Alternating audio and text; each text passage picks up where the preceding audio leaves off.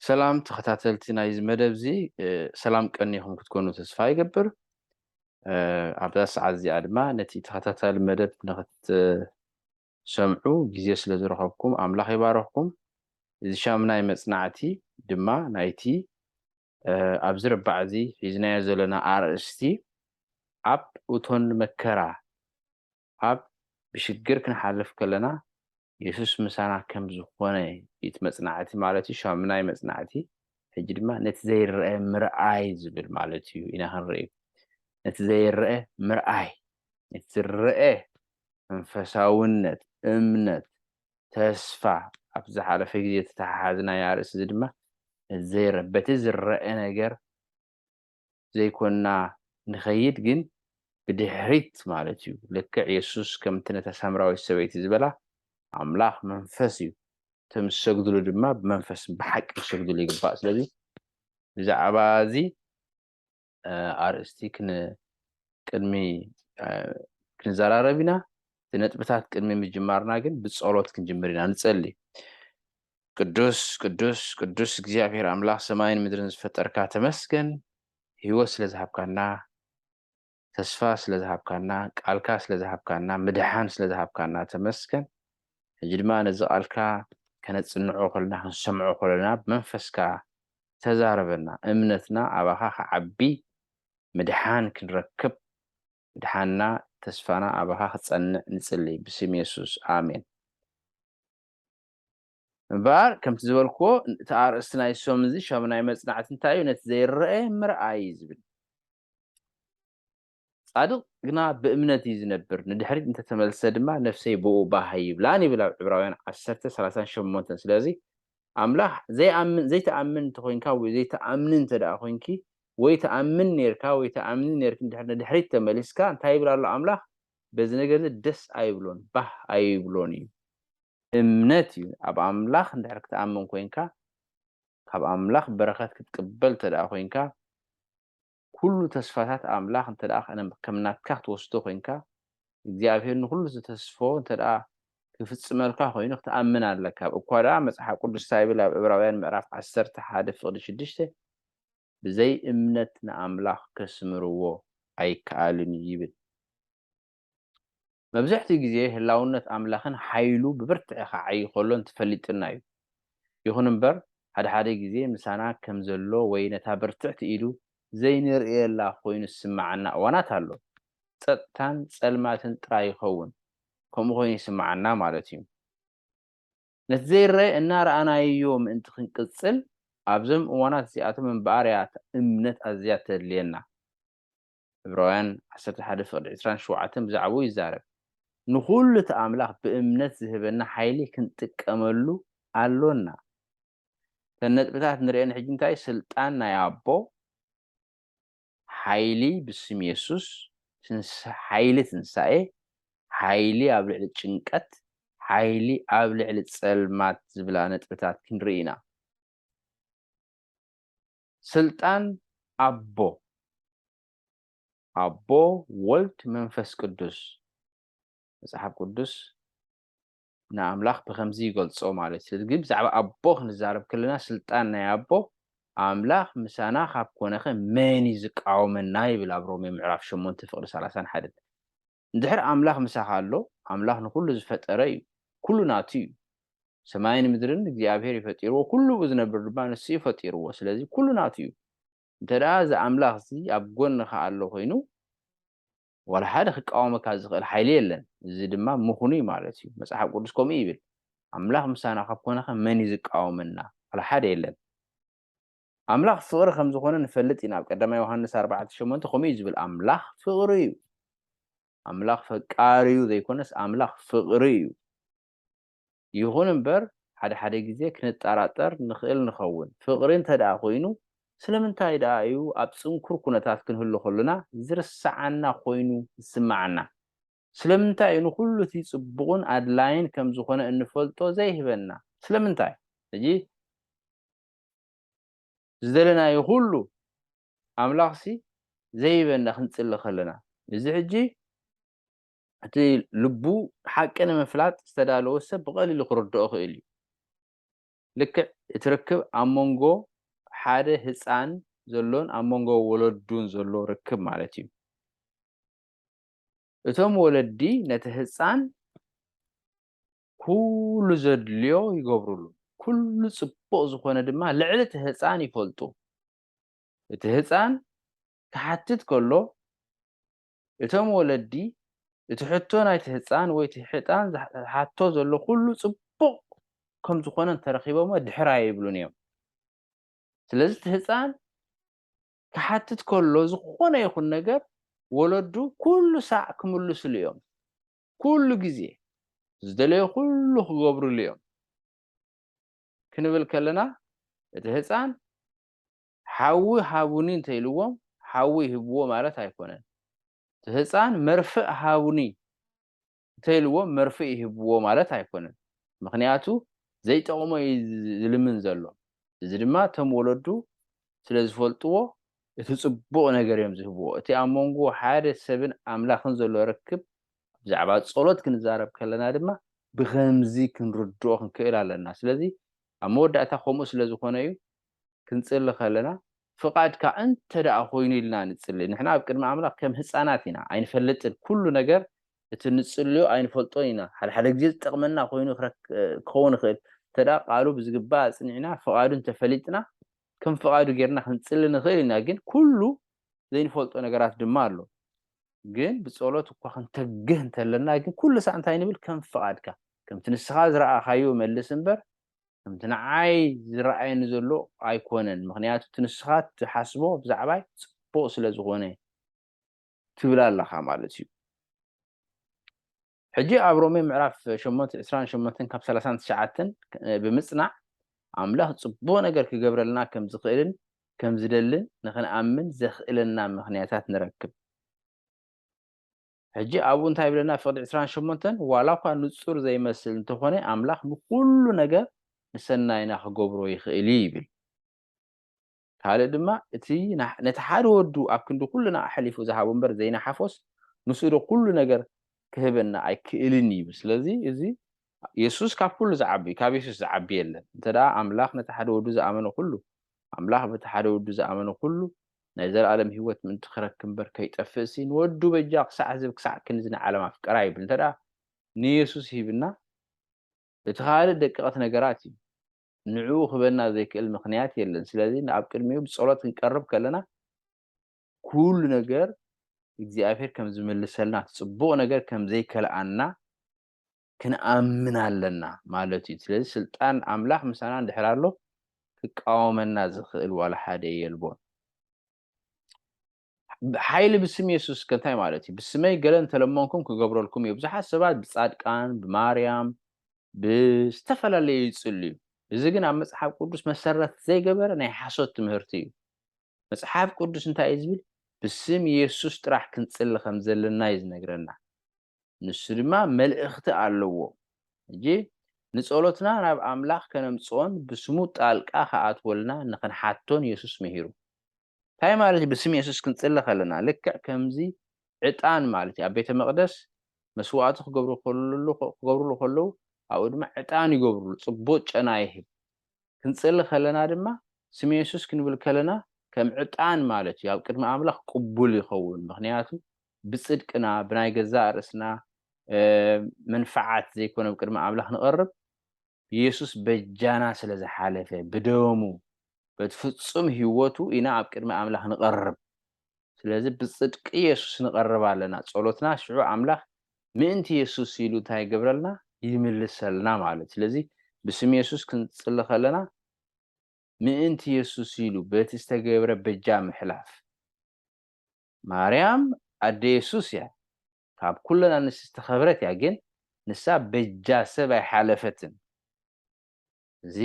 ፍሉጥ ነገር ማለት መስዋዕቲ ዝኾነ ኢየሱስ እዩ ኩሎም ጻድቃን ንኣምላኽ እሙናት ኮይኖም ሓሊፎም ግን በጃ ኣይሓለፉ ንባዕሎም እዮም እሙናት ኮይኖም ዓስቦም ድማ ክቕበሉ እዮም በጃ ኣብ ክንዲ ሰብ ዝሓለፈ ኢየሱስ ጥራሕ እዩ በዚ ምክንያት እዚ ኢና ብስም ኢየሱስ ክንጽሊ ዘለና ኣብ ቅድሚ ኣምላኽ ጸሎትና ብስም ኢየሱስ ክኸውን ከሎ بملو ناي سماي مسارعاتن أجوابات أسرارحان أبجودنا كوينو كم زعي رجعتني كنكون خلينا تاي مالت كل مسارعات كل تجزي بهر تقملو أجوابات مالت أبجودنا ملاخت كلهم أب زوريانا كعيو كلو زي كنريوم نخول يخون بر نسألتنا أنا من ملاس كاب زفان أملاخ أب سماي بسم يسوس التلاعكو إيوم أب إبراهيم معرف حدا فقد عسرت ربعة انتهي لنا زياتهم دو نتوم مدحان كورسون زلو مستلاقه منافستي أغلقلوت أيكون سلذي حاتياتكا تنازيزكا نيسوس كم مدحانيخان كم قويتاخان تقبلكا بجام حلافو نعاها تقبلكا يو أب أملاخ ندحر تمليسكا بدحريو أملاخ ملاأختي لقلقا زحلوخا منفسو يسدلكا زمرحكا ناي أملاخ تخون مالتي هو مخنيات زقاومكا يلبون أملاخ بكون خايب ملاأخت كلهم أبزوريانا كعيو خلو زي كنريوم نخون يخون امبر نسألوتنا نمملاس كاب زفان أملاخ أب سماي بسم يسوس التلاقكو إيوم أملاخ نسألوتنا بالتفرالي مقدتات يزملسو حدا جزيه بهاندبتاون مراخن من قدي ملسي بغتا نركب نخيل نخون أبكالو وانات دما ملسي زي البو خمزخونه يمثل مو كنصبت رايالنا صلوت وترو يسمعيو أملاخ دما كل ساعة صلوتنا نخملس تتححزوا قالو أمود داتا ملسي صلوتنا كنركب إنا انتا قديم زوال كوي بسم يسوس كنصلي خلنا يسوس بسمي قلن تلمونكم كقبرو لكم إلو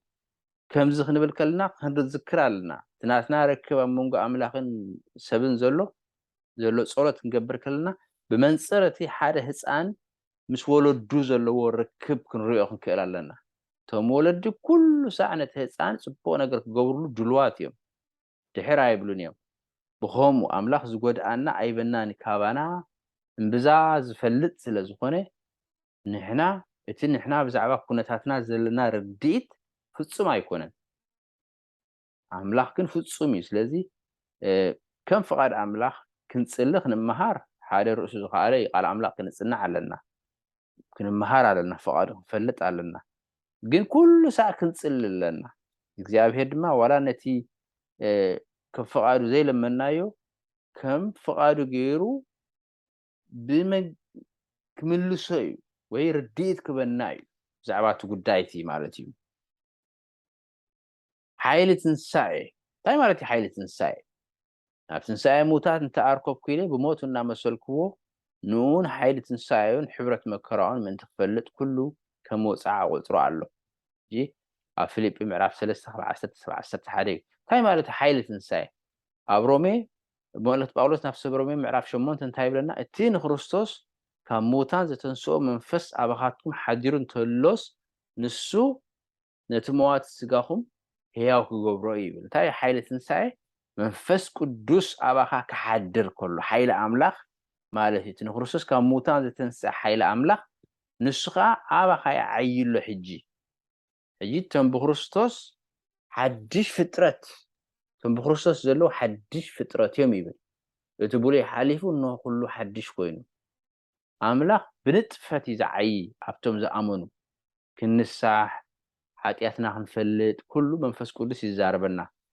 حاتياتنا تنازيزنا تأميننا خب أملاك يقرتها مستقبلنا شعورنا بأملاك مستملسنا حاتياتنا حديقنا እግዚአብሔር አዊ ኮነን ዝገድፈና ይቅይረና ኣብ ጽባሕ ከም ኢየሱስ ክንመስል እዚ ድማ ተሓይለ ትንሳኤ ማለት እዩ ሓይለ ትንሳኤ ኣብ ውሽጥና ይዓይር ከምቲ ኢየሱስ ካብ ሙታን ዝተንስኦ ንዓና ከዓ ነቲ መዋት ስጋና ነቲ ድኹም ስጋና ንዑ እንታይ ይገብሮ ብዓወት ከም እንመላለስ ይገብረና ማለት እዩ ቅዱስ ነገር ከም እንገብር ይገብረና ዝነበረ ዝምባሌ ስዒርና ብቅድስና ክንመላለስ ኣብ ድኹም ስጋ ኮይና بحيل أملاخ فقاد أملاخ كنجبر نعم ملك أملاخ بحريات أملاخ كننصبار بحيل أملاخ يخلنا مالت تفت أرز يكون حيل أملاخ هاريا باولوس يسوس كم استنسن هب كبر خمسة عرجان بمذكر نحيل أملاخ يلالي النا مالتي أبي في سن حادث 10 9 7 إسراء الرهبان قلنا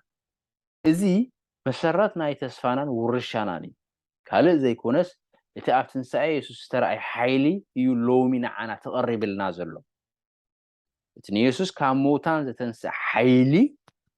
ንሱ ሕጂ እውን እዩ ዝዓዪ ኣባና ንዓና ከዓ ነዚ መዋት ስጋና ህያው ይገብሮ እንታይ ማለት እዩ ነዚ ብሓጢያት ዝደኸመ ስጋና ሓይሊ ኣምላኽ እንታይ ይገብሮ ብሓይሊ ኣምላኽ ፍቓድ ኣምላኽ ክንገብር ንኽእል ኢና ሕጂ እውን ንልብና መለኮታዊ ሓይሊ ኣምላኽ ክቕይሮ ይኽእል እዩ ንሓሳባትና ማለት እዩ ትንሣኤ ኢየሱስ ክርስቶስ ንሓይሊ ናይቲ ልዕሊ ኩሉ ሽመትን ስልጣንን ሓይልን ጉይትነትን ዝኾነ ክንረኽቦ ውሕስነት ይህበና ኤፌሶንስ 1:21 ስለዚ ትንሣኤ ኢየሱስ ካብ ሙታን ስለ ዝተንስአ ንሕና እውን ካብ ድኻምና ካብ ሓጢያትና ተመሊስና ንኣምላኽ ብቅድስና ከነገልግሎ ልብና ክቕይሮ ሓሳባትና ክቕይሮ ሓይሊ ክበና ከም ዝኽእል ተስፋ ይበና ኣብ ርእሲ እውን ኣብ መወዳእታ ምስኡ ክንነግስ ኢና ገላትያ ጢሞቴዎስ 2:12 ማለት እዩ ሓይሊ ኣብ ልዕሊ ጭንቀት ንሱ ይሓልየልኩም እሞ ንኩሉ ሓልየትኩም ኣብኡ ኣውድቑ ወይ ብል ሃዋርያ ጴጥሮስ ኣብ ቀዳማይ ጴጥሮስ ምዕራፍ 5:7 ንኩሉ ጾርና ናብ ኢየሱስ ክንድርብዮ ሃዋርያ ጴጥሮስ የተባብዓና ንዕኡ እምብዛ ንእሽቶ ሽግር ወይ እምብዛ ዓብይ ሽግር ዝበሃል የልቦን በተኻለ መጠን ቀልጢፍና ንፀገማትና ኣብ ኣዳው ንክንገድፎ ኢየሱስ ይደልየና ኩሉ ተኽእሎታት ክሳብ እንፅንቅቆ ክንፅበይ ኣየድልየናን ዘይካዚ እውን ሓንሳብ ነቶም ፀገማት ኣብ ኣዳው ምስ ሓደግናዮም ብዛዕባኦም ብምጭናቕ ናይ ሽቐልቀል ስምዒት ከነቋርፅ ይደልየና ሕጂ ናቱ እዮም መፍትሒ ድማ ከዳልዩ ስለዚ ንኣምላኽ ምስ ሃብናዮ እሙን እዩ እሙን ስለ ዝኾነ ንዑ ክንገድፈሉና ሰላም ክስማዓና ኣለዎ ዕረፍቲ ክስማዓና ኣለዎ ምክንያቱ ኩሉ ጾርና ንዑ ሂብናዮ ስለ ዘለና ይሰርሓሉ ኣሎ ብግዚኦም ብሰዓትን ድማ ክምልሶ እዩ ይሓልየልና ስለ ዝኾነ ኣብኡ ክንውከል ንኽእል ኢና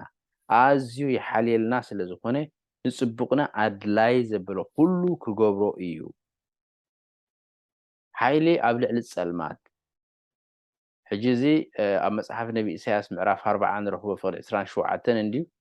ኣታ ያዕቆብ ከመይ ደኣ ከምዚ ትብል ኣታ እስራኤልሲ ከመይ ኢልካ ኢኻ መገደይ ካብ እግዚኣብሔር ሕብእቲ እያ ፍርደይ ከዓ ካብ ኣምላኸይ ሓሊፍ እዩ ኢልካ ትዛረብ ይብል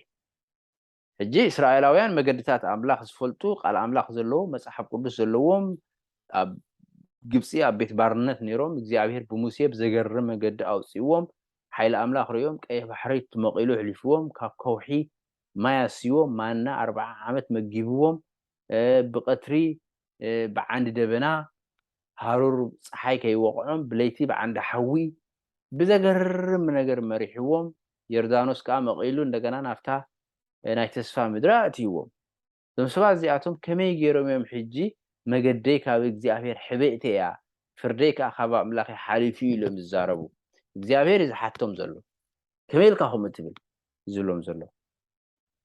ኣምላኽ ይሓልየልና ከም ዝኾነ ዘይምሕሳብ ኣዝዩ ዘጨንቕ ክኸውን ይኽእል እዩ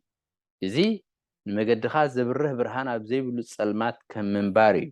ብርግጽ ተመክሮ ደቂ እስራኤል ኣብ ግዜ ምርኮ ባቢሎን ከምዚ ዝመስል ነበረ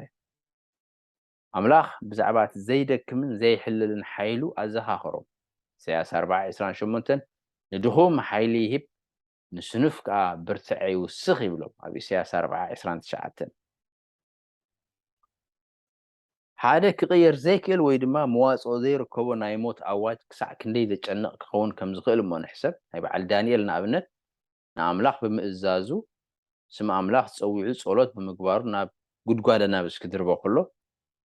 እዚ ኣብ ዳንኤል 6:7-8 ፍቕዲ 16 ከምኡውን ኣስቴር 3:13 ንረኽቦ እቲ እንኮ ውሑስ መገዲ ነቲ ዘይትሪኦ ከም እትሪኦ ኮንካ ናብቲ ንኸድሕነካ ሓይሊ ዘለዎ እንኮ በይኑ ብምጥማት ንቕድሚት ምምራሽ ጥራይ እዩ እቲ ቀንዲ ነገር ኣብ ዕብራውያን 11:27 ንረኽቦ እሞ እዚ ብሓቂ ኣብ ልዕሊ ጸልማት ብደገኻ ዝረኣየካ ፀገማትን ፅንኩር ኩነታትን እንተሃለወ ግን ብኡ ክትዳሃል ከም ዘይብልካ እንድሕር ኣብ እግዚኣብሔር ተኣምን ኮንካ ኣንጻርካ ኮይኑ ዝዕወዝ ዝኽእል ሓይሊ ዋላ ሓደ የልቦን ከምዚ ናይ ዳንኤል ኣብነት ኣብ ዘሎ ማለት እዩ ንሱ ናብ ጉድጓድ ኣናብስ ናብኡ ተደርቢ ግን እሱ እንታይ ይብል መልኣኹ ልኢኹ እግዚኣብሔር ኣፍ ኣናብስ ከም ዝዓፀወ ስለዚ እግዚኣብሔር ዝሰኣኖ ነገር የልቦን ሕጂ ፀልማት እኳ እንተኸበበካ ፅንኩር ኩነታት ከቢድ ኩነታት መፍትሒ ዘይብሉ ዝመስል ወይ ድማ ከምቲ ዝብልዎ መሬት ከም ዕንቁ ዝፀበበትሉ ዝመስል ኩነታት እንተሎ ግን ኣምላኽ ኣሎ ፀልማት እዩ ዝበሃል እዚ እግዚኣብሔር ግን ኣሎ መዋፅኦ ክፈጥር ይኽእል እዩ ሓንትስ ናብኡ ጥራሕ ምልጋብ እያ ተድሊ ማለት እዩ ንዕኡ ከዓ ምፅባይ ኢየሱስ ክንስዕቦ ፀዊዕና ክብቅዕስ ኣይሓድገናን እዩ ንህይወትና ንኣገልግሎቱ እንተወፊና ኣምላኽ መሰናድዎ ናብ ዘይብሉ ናብ ዘይገብረሉ ኩነታት ፈፂምና ኣይክንምራሕን ኢና ኩነታትና ዝኾነ ይኹን ብዘየገድስ ኣብ መገድና ቅኑዕ ኣንፈት ዘትሕዘና መራሒ ኣሎና ዝኾነ እተሓላለኸ ፀገማት ይሃልወና ብዘየገድስ እሙንን ፅኑዑን ኣማኻሪ ኣሎና ዝኾነ ይኹን ጓሂ ወይ ሓዘን ወይ ፅምዋ ይሃልወና ብዘየገድስ ዝድንግፀልና ዓርኪ ኣሎና ነዚ ድማ ምእማኑ ኣብ ዝተፈላለዩ ፅንኩር ኩነታት ክንህሉ ከለና እዚ ግን ክንፈልጦ ክንክእል ኣለና እዚ ነቶም እንግሊዝኛ ተንብቡ ብኤለን ዋይት ተፃሓፈ እዩ ጎስፐል ወርከርስ ገጽ 263 ከተንብቦ ትኽእሉ ኢኹም ግን ኣብዚ ኣሎ ድማ ብትግርኛ ማለት እዩ እሞ ኣምላኽ ይባረኽኩም ኣብ ዘለኹ ኣብ ዝሃለኹሞ ሃሉ ኩነታትኩም ዝተፈላለዩ ይኹም ብዘየገድስ ነቲ ዘይረአ ኣምላኽ ክትርእይዎ ንዕኡ ርኢኹም ድማ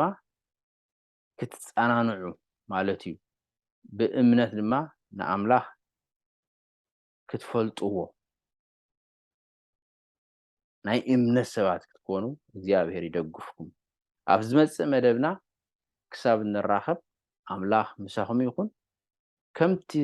ልማድና ድማ ብጸሎት ጀሚርና ብጸሎት ክንዓጽዎ ኢና ንጸልይ ሰማይን ምድርን ባሕርን ዓይኒ ማያትን ኣብኡ ዘሎ ኩሉ ዝፈጠርካ ኣምላኽ ተመስገን ነመስግነካ ኣለና ህያው ስለ ዝኾንካ ስልጣን ናትካ ስለ ዝኾነ ንኩሉ ስለትገዝእ ስለ ዝፈጠርካና ስለተበጀኻና ተመስገን ሕጂ ድማ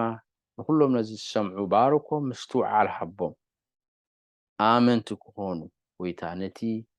ዘይርአ ክርእዩ ንዓኻ ብእምነት ክርእዩ ኢኻ ደግፎም ኣብ ዝቕፅል መደብና ክሳብ ንራኸብ ምስኩልና ኩን ብስም ተፍቅሮ ወድኻ ኢየሱስ ንጽልይ ኣሜን ክቡራት ሰማዕቲ ስድሓን ቀኒ እምበር ከምታ ቀዲመ ዝበልክዎ እቲ ዝቕፅል መደብና ክሳብ ንራኸብ